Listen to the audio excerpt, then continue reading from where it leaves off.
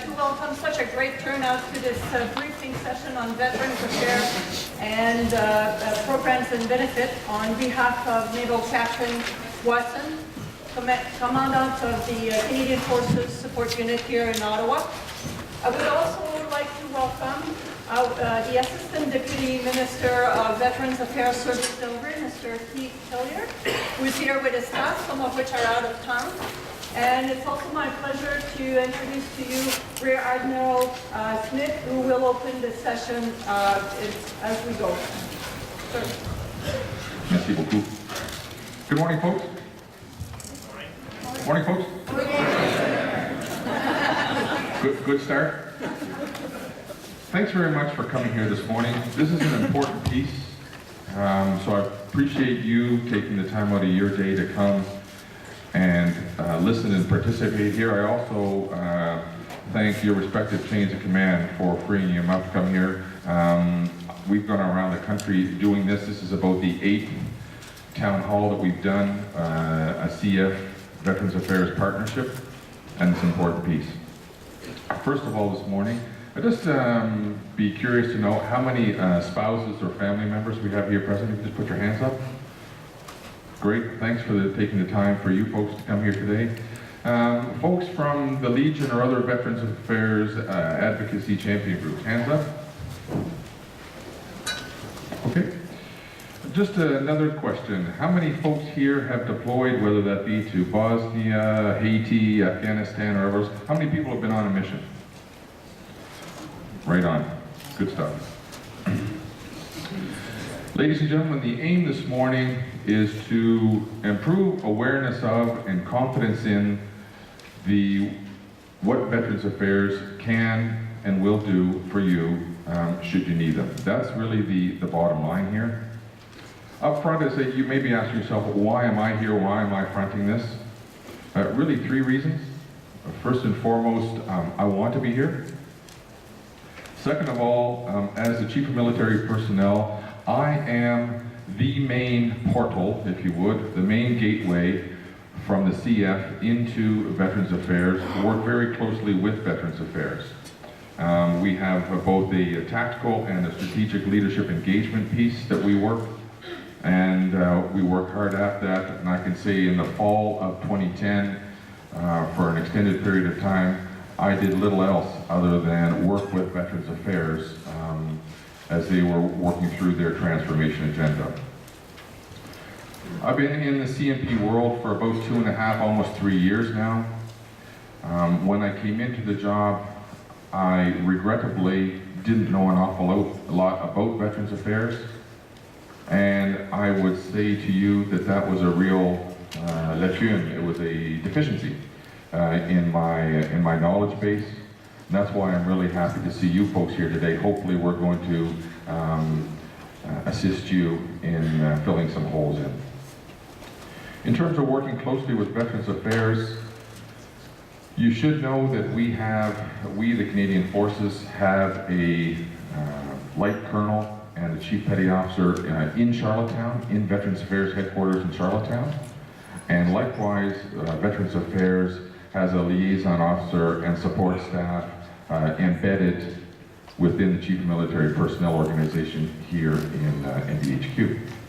To give you a sense on how close we work with Veterans Affairs, the Veterans Affairs liaison officer, who's right here, her office is right next to mine. I would submit to you as the CMP, I could probably have anybody I want have their office right next to mine, right? And it's a purposeful piece that her office is right next door to mine. If you don't believe me, ask her. I spend far more time in her office than she would like. But that should serve as an indicator of how closely we work with Veterans Affairs. Also here today, Colonel Jerry Blaze here. Jerry, just want to stand up. Okay, thanks very much. Jerry Blay is the Director of Casualty Support Management. He's also the Commanding Officer of the Joint Personnel Support Unit. We have now, after the Minister's recent announcement of 2 weeks ago, 24 integrated personnel support centers across the country where Veterans Affairs and the Canadian Forces work very closely together. if you've been into one of those IPSCs, wherever that may be, I submit that it would be sometimes difficult to tell which are the Canadian Forces employees and which are Veterans Affairs. That is the extent to which those folks are integrated as they look to provide a one-stop shopping on transition needs, return to work counseling services, and whatever support may be required. So that's the second reason I'm here. The third reason I'm here is, to be frank, ladies and gentlemen, I am passionate about making sure that you folks understand what services are available to you through Veterans Affairs. Should you ever get to a point in your career, post your career, ill or injured from a service-related need so that they can help you out. I'm here to make sure that you know what services are available to you. Which really takes me back to my first reason for being here, is that I want to be here.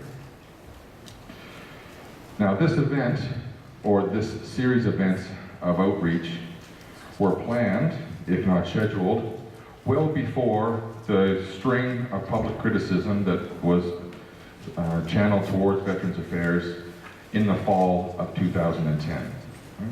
So we jointly came to the appreciation that there was a need to strengthen the knowledge base of Canadian Forces members on what Veterans Affairs could do for you.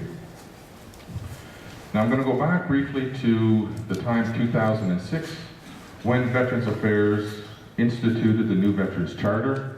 Hands up, who's heard of the new Veterans Charter? Okay, I would say maybe 30%. We're going to solve that other 70% here this morning. But the new Veterans Charter was introduced in 2006 based on a philosophy of wellness and return to work. It was really, in my view, I'm condensing it here, my own appreciation of it. It was put in place to make sure that men and women who serve their country remain engaged, contributing members of society. And I'm fond of saying that it was really aimed at ensuring that people figuratively and literally got back on their feet. It was based on a couple of principles. One, a principle of early intervention, a tailored approach to meet the specific needs of the individual, an integrated rehabilitation effort, whether that be medical, psychosocial, vocational, with the personal involvement of the individual. And lastly, the fourth principle was a principle of wellness and independence. And as you'll see this morning, there were some real deficiencies with the previous Pension Act, and the new Veterans Charter is a far more encompassing suite of benefits that's meant to tailor services to your individual specific needs. Because ladies and gentlemen, as they say so eloquently in French, veux pas. Those that are in uniform today, you will be a veteran one day.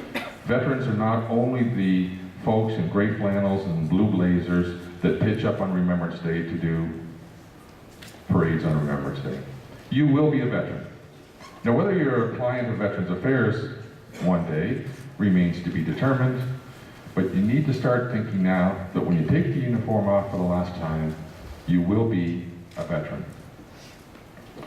Now, with respect to the new Veterans Charter, was it perfect? No, it wasn't. Was it complex? You could make an argument that it was complex. But have VAC been listening? I'm here to tell you that they have. And are they committed to providing an improved set of benefits? Absolutely, without question. They have moved significantly forward in the last couple of years. Now you have to remember the new Veterans Charter, when it was brought into being 1st of April 2006, it was always considered to be a living document.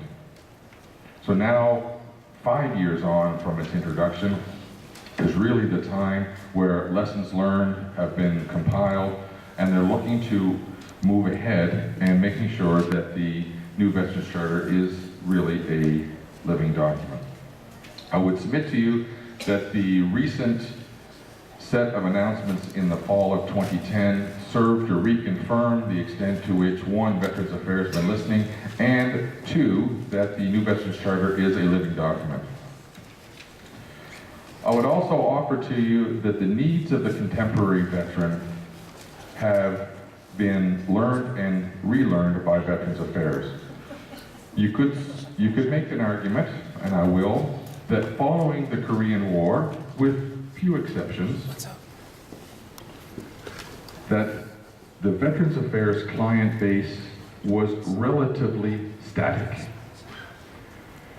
Enter Canada's engagement in Afghanistan, and we have a whole new cohort and cadre of young veterans with a complex set of rehabilitation, reintegration needs that may not have been present in the intervening 30 or 40 years.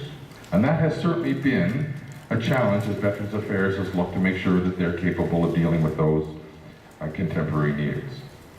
So we're here today to get the message out, increase awareness in Veterans Affairs. Now I'm going to do my little non-scientific survey here for a second. How many folks here know what sea duty allowance, land duty allowance is? All right, glad to see Captain Beeson put her hand up. How many people here are members of GMSIP? Okay. How many people are enrolled in the Canadian Forces Dependent Dental Care Plan? All right. How many people here know about the supplementary death benefit? Good answer. How many people here have a will, whether it be a Canadian Forces will or your own private will? Great. How many people here know the general rules of your pension, that it's 2% per year based on the average of your best 5 years, yada yada, okay? I'd expect 100% of hands to go up on that one. How many people here are enrolled in the SISIP insurance plan? Again, 100% hopefully. Now, continuing with my little survey here, how many people know of the Veterans Affairs Disability Award? Okay, about 15%, I would say.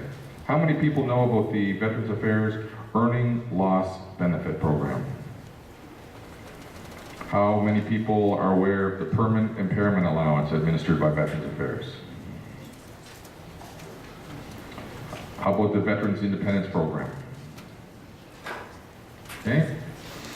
How about Right Management, which is the job placement company that Veterans Affairs administers, that all people, irrespective of whether you have an illness or injury, when you transition